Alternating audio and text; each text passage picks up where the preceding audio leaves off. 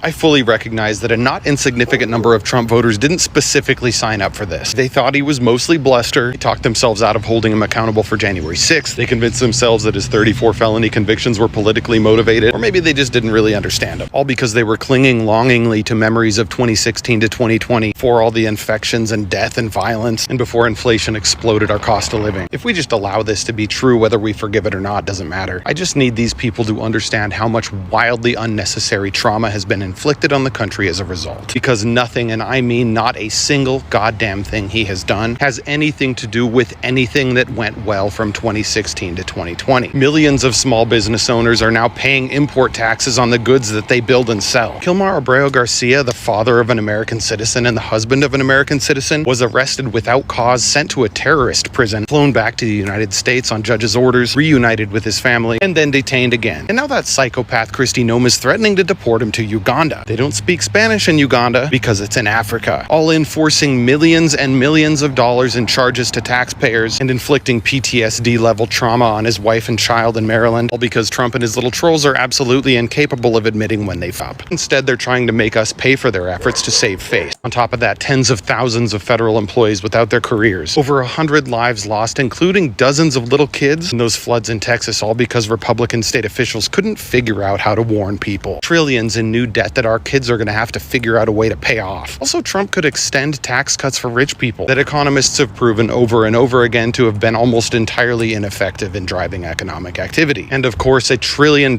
in cuts to food and healthcare for those in the working class struggling most. So far in the first 8 months of this disaster of a presidency, thanks entirely to Republican voters, we have had to watch Trump operationalize his nationalist authoritarian hate, all while doing exactly nothing for the working class. The U.S. may be headed for another 2008-level financial crisis. And you know who's responsible? Donald Trump and BlackRock.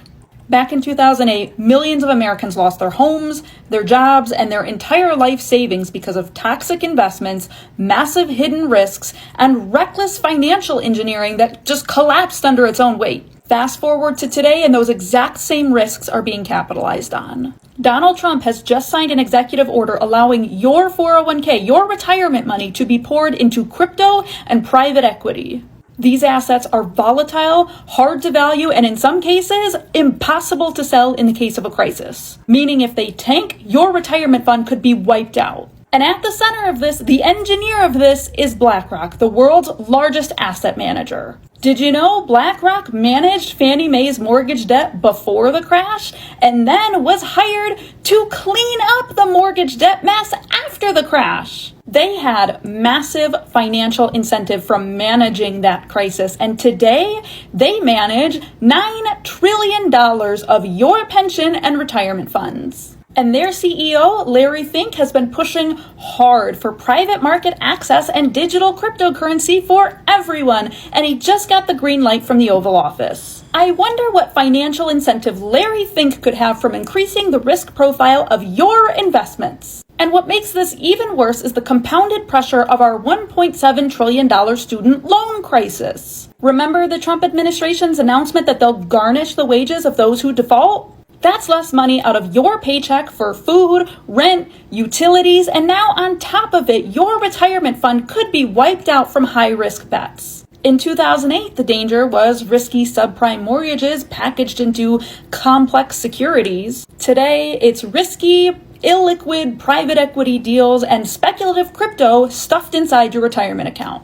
On top of historic high student loan debts and wage garnishment, both of these crises share the same dangerous traits: opaque pricing, concentration of risk, and the potential for a very sudden and brutal collapse. Except it's not going to be BlackRock or Donald Trump feeling the weight of that collapse. It's going to be me and you. And this isn't fear-mongering. Unless regulators put very, very strict guardrails into place, history isn't just going to rhyme. It's going to repeat itself. People aren't spending any money anymore. They just don't have it. Do you have it? Do you have the money to go out right now and take a vacation? Because I don't have it. A lot of people don't have it anymore. Disneyland numbers are down. All the airlines, their numbers are plummeting right now. A lot of the airlines are in serious trouble right now. But the money's just not there. I'm sitting in front of a restaurant right now that usually has a waiting line that you have to go into. 6 months ago, you had to wait to get in there. Now, I can walk right up to the counter, order my food, sit down, a couple minutes. The people just don't have extra expendable money. You go to the grocery store, you're going to spend $200 for 3 people. Who spends less than $100 in a week? Do you spend less than $100 a week? Please like, share, and repost this, but the money's just not there anymore. Return on investment to go to work, just not there anymore. The only people that are spending the big money inside the grocery store are the people with the cards. And I ain't got one. Do you got one? Trump's second term is a disaster. There's a Maga meltdown. The economy is tanking. Jobs are vanishing. Prices are spiking. And his policies are crushing workers. The data doesn't lie. Maga promises are crumbling. Let's unpack this mess. Click that like button. The cost of living in this country is currently, it's not going to be, it is currently unsustainable. And there are people that they know this, but then they'll still look at somebody else that's struggling and then tell them they're not doing good enough. I want you to imagine somebody that makes $75,000 a year. That's a pretty high up wage in terms of like top earners in this country, $75,000 a year. And we're going to go through some things here. This is a person with no debt outside of a car. And please don't hit me with the, you can go buy a car for, shut up, you can't, shut up, stop saying ridiculous things. An entry-level decent car is $30,000. So this person who puts $200 a month into insurance and they pay 5% into their 401k because shut up, people should be able to put money into their retirement. Because if you're not doing it now, you're never going to get to start doing it later. So after those two things come out of their paycheck and their taxes are paid, they bring home $53,850 a year from a $75,000 paycheck. Average rent in my state for a 1-bedroom apartment, because an adult should be able to live by themselves, $1,700. That car payment at 6% for an entry-level, very reasonable sedan, nothing fancy, that car payment's $579 a month.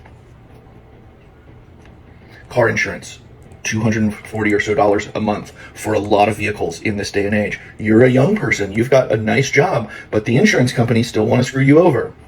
Food. You only cook at home. You never, ever go out. You only cook at home and you only eat decent quality food because a human being should be allowed to eat decent quality food. You pay $879 a month for that. You spend $250 a month in gas. You wear and tear on your car $100 a month. $80 for your phone, $80 for your internet, $175 a month for your electricity, $70 for your water, $20 for your cash. You make $75,000 a year, and outside of a car payment, you have zero debt. Do you know how much money you have left over annually at a $75,000 wage? You do nothing. You don't own a Netflix. You don't go out on a date. You don't pay to go to a park. You don't go watch a movie. You do nothing. If you can't find it on the internet for free, you don't get to do it. If you can't cook it at home for your $800, you don't get to do it. You have $3,700 left over annually. That's like $320 a month. And there's going to be, well, dog's $300. Shut up. Shut your stupid, contrarian, edgelord mouth. That's not a doctor bill, because God knows just because we have insurance doesn't mean that we don't still pay far out the ass when we go to the doctors. People like to be entertained. They want to date. They want to... There's those of you out there that will tell somebody living like this on $75,000 a year before taxes that they are not doing what they're supposed to do, that they should get a second job, that they should get a side hustle, that they should get a better job. And the fact that you would look at somebody with no debt other than a car and say something like this to them means objectively you're a moron and you live in a fantasy world. This is unsustainable. First off, let's look at the cold, hard numbers on the US economy as of August 2025. Consumer confidence just took a nosedive this month, dipping to 97.4 from 98.7 in July, thanks to growing fears over weakening job markets, Trump tariffs, and stubbornly high prices. The Americans are anxious for good reason. Job growth is puttering. July payrolls added a pathetic 73,000 jobs, way below expectation. Unemployment is holding around 4.2%, but that's after a month of the steady rise. And the labor market is losing the steam very fast. GDP, sure, it grew at a 3.0% annual rate in the second quarter, but that's masking deeper problems. Residential investments are tanking down 4.6 annually, and overall the economy is tumbling badly. Inflation still a thorn in everyone's sides, with Trump policies fanning the flame. And don't get me started on the stock market volatility. Major indexes are up for the year, but that's despite Trump chaos, not because of it. The picture is chaotic. Some growth here, but weak job, rising costs, and sense that things are unraveling. Now, Trump and his Maga cult promised the moon during the campaign, an economic resonance, job for everyone, prices plummeting, but reality, it's a dumpster fire. Trump's signature policies are a culprit here. Take his beloved tariffs. He slapped them on everything from China to our allies, claiming they will make America wealthy again. In one of his recent expos, he bragged that tariffs alone created a vast wealth of American historically and are bringing in billions. Spoiler, that's nonsense.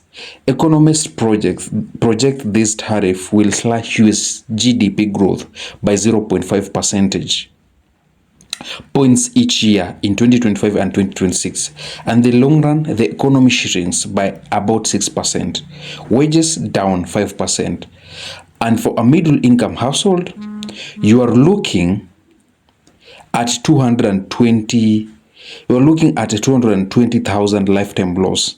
These aren't American first policies, they are attacks on everyday Americans, driving up prices for the groceries, car, and electronics. Then there's the tax cuts. Trump pushing his big beautiful bill to slash taxes for all. But let's read the fine print. It loaded with cuts for the ultra wealth while kicking millions of Medicaid. Project 2025, the Maga blueprint, proposes eliminating programs that target tax cheats and hurting the middle class even more. Extending the 2017 tax cuts. That's balloon. That will balloon the deficit by 4.5 trillion over the next decade, with benefits scored on the top of 1%. And his immigration crackdown, economist says reducing immigration will slow the growth further as it starves industries of workers. Global experts are worried too. 6 in 10 people worldwide think Trump policies will tank the economies. Now, Trump claims oil and food prices are down, no inflation, and everything is peachy. But the data say otherwise. Inflation expectations are rising, and forecasts for 2025 recessions are growing. His economy are growing. His own economists are red flags everywhere. This isn't leadership, it's delusional. Oh boy, the Maga meltdown is in full swing over the X. Trump diehards are twisting themselves into pretzels. One user ranted that Trump is the best president ever and blames Obama and Biden for everything, ignoring the facts. Another claims the economy is booming under Trump, posting about stock gains while conveniently forgetting the jobs losses and the tariffs pain. But cracks are showing. Even some conservatives admit the economy is sliding, with the right strip and foreign adversary laughing at us. Farmers who voted for him are now facing auctions because of his deportation flop. And because of his deportation flip-flops. Deport, then maybe let them back in. It's chaos. And where those MAGA folks who posted grocery receipts under Biden, silently now that Trump is in charge, the prices are still silky or they are still sky high. And here's the real kicker. Trump has no really policies to fix this mess. He's doubling down on the same failed ideas. More tariffs, more taxes, more breaks for billionaires, more attacks on social program. It's like he's actively trying to make it worse. And as one economist put it, global effects on his 2025 tariffs, reduced growth and higher inflation everywhere.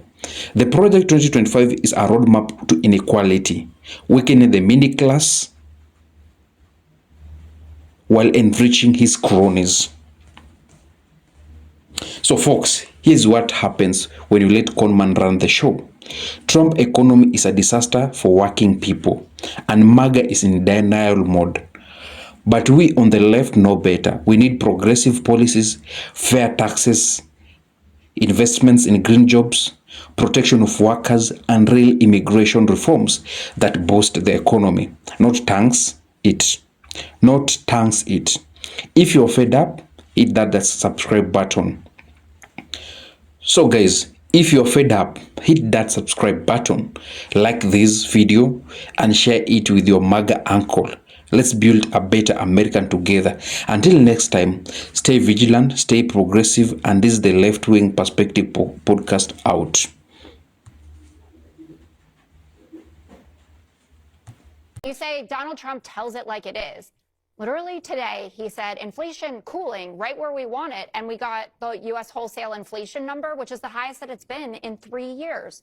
Fresh and dry veggies up 39%, beef up 80%, toys, appliances, shoes, things that we all need. 44% of people are saying now that they are going to have to go into debt to get their kids back to school.